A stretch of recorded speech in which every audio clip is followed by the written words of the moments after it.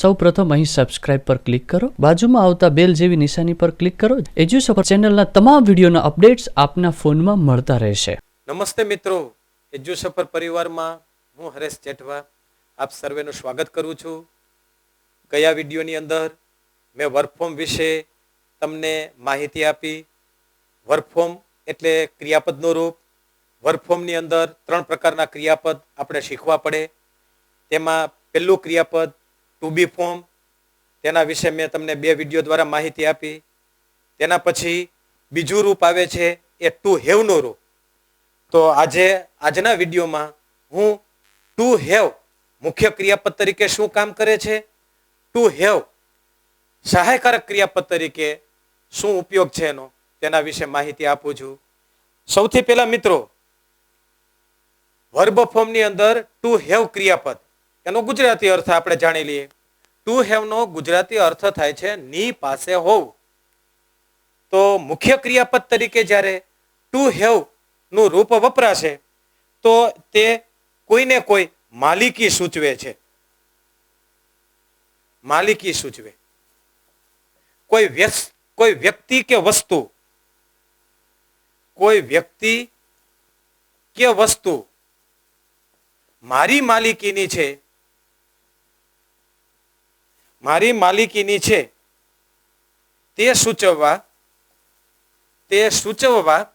To have ક્રિયાપદ વપરાય છે. ટુ હેવ વપરાય. તો ટુ હેવ ક્રિયાપદ જ્યારે મુખ્ય ક્રિયાપદ તરીકે વપરાશે ત્યારે તેનો અર્થ થાય છે ની પાસે હોવ, અને તે માલિકી સૂચવે છે. કોઈ વ્યક્તિ કે કોઈ વસ્તુ મારી માલિકીની છે તેવું બતાવવા માટે ટુ હેવ ક્રિયાપદનું રૂપ વપરાય છે. હવે કાળ પ્રમાણે ટુ હેવ ક્રિયાપદ ના અલગ અલગ રૂપો છે, તો તેના વિશે આપણે માહિતી મેળવી લઈએ. વર્તમાન કાળ છે. વર્તમાન કાળમાં ટુ હેવ ના 2 રૂપ છે.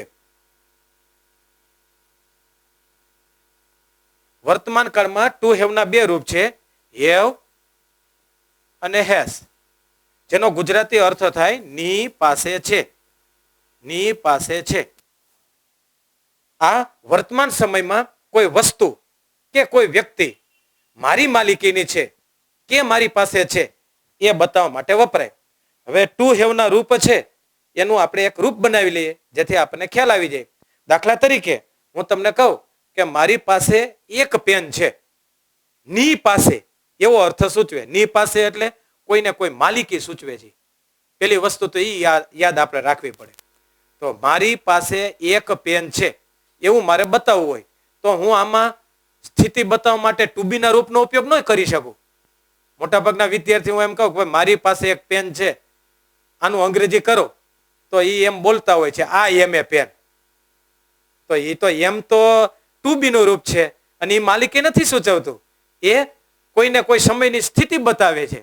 તો મારી પાસે છે એ માલિકીનો ભાવ બતાવતા હોવાથી એમાં ટુ હેવ ના રૂપ વપરાય છે.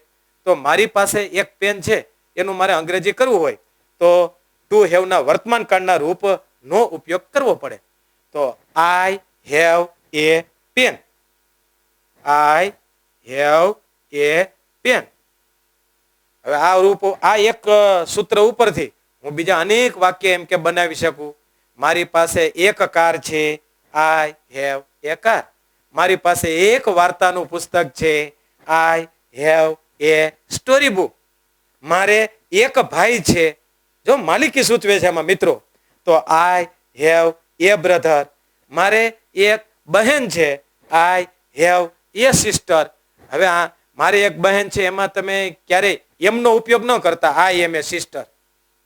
એ સ્થિતિ બતાવે છે, એ માલિકી નથી બતાવતું.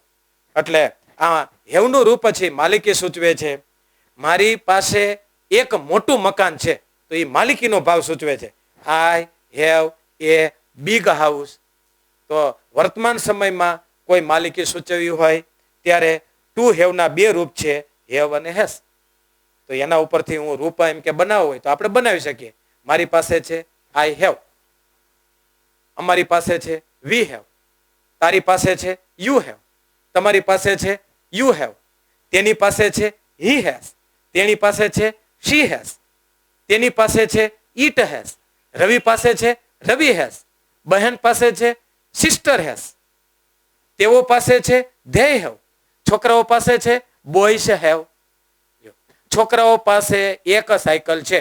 Boys have a bicycle. આ રીતે તમે વાક્ય પ્રયોગ કરી શકો છો. છોકરાઓ પાસે એક વાર્તાનું પુસ્તક છે. Boys have a story book. છોકરાઓ પાસે એક કોમ્પ્યુટર છે. Boys have a computer. તો વર્તમાન સમયમાં મારી માલિકીનું શું છે એ બતાવવા માટે ટુ હેવના બે રૂપ આપણે યાદ રાખીશું, હેવ અને હેઝ. તેવી રીતે ભૂતકાળમાં મારી પાસે કઈ વસ્તુ માલિકીની હતી એ બતાવવા માટે ટુ હેવનું ભૂતકાળનું રૂપ એક છે. ભૂતકાળમાં ટુ હેવનું એક રૂપ છે અને તે છે હેડ, જેનો ગુજરાતી અર્થ થાય ની પાસે હતું. મારી પાસે હતું. મારી પાસે હતું. આમાં છે યાદ રાખીશું. હેડ આવે મિત્રો ત્યારે હતું યાદ રાખવાનું. ભૂતકાળમાં અમુક વસ્તુ મારી માલિકીની હતી ત્યારે ટુ હેવનું એક રૂપ વપરાશે. બધા જ એમ કે કરતા સાથે હેડ. દાખલા તરીકે ગયા વર્ષે મારી પાસે એક જૂની ગાડી હતી. તો આનું મારે અંગ્રેજી કરવું હોય, ગયા વર્ષ એટલે લાસ્ટ યર, મારી પાસે એટલે આઈ, હતું એટલે had. Last year I had an old car. ગયા વર્ષે મારી પાસે એક જૂનો મોબાઈલ હતો.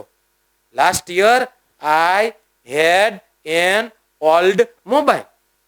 આ વર્ષે મારી પાસે એક નવો મોબાઈલ છે. This year I have a new mobile. વર્તમાન સમય તો હેવ અને હેઝ. ભૂતકાળનો સમય એટલે હેડ આવે.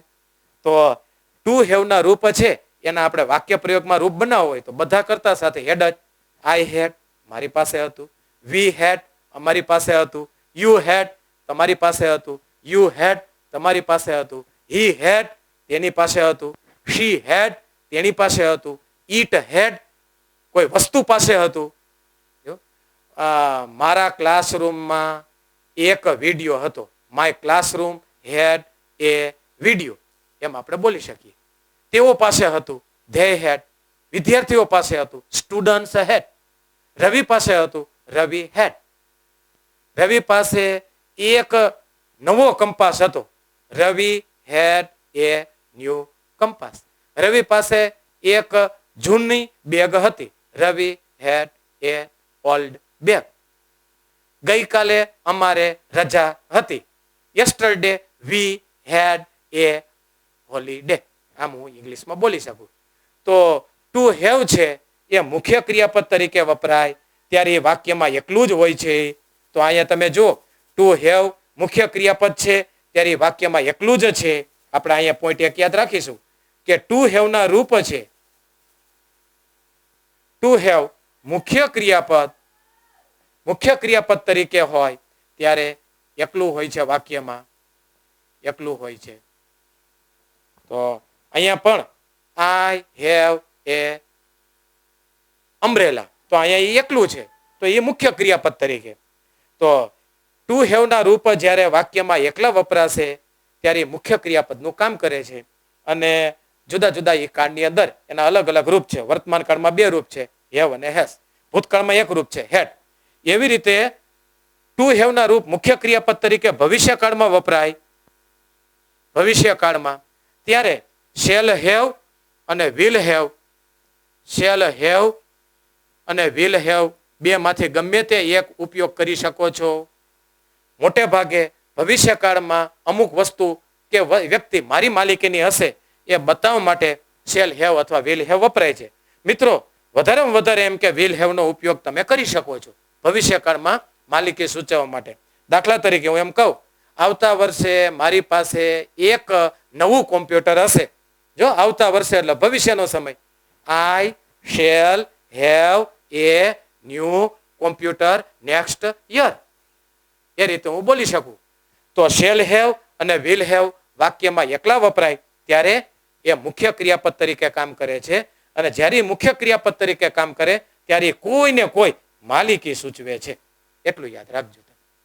તો ટુ હેવ મુખ્ય ક્રિયાપદ તરીકે જ્યારે વપરાશે ત્યારે એ અમુક વસ્તુ મારી માલિકીની છે એ બતાવવા માટે વપરાય.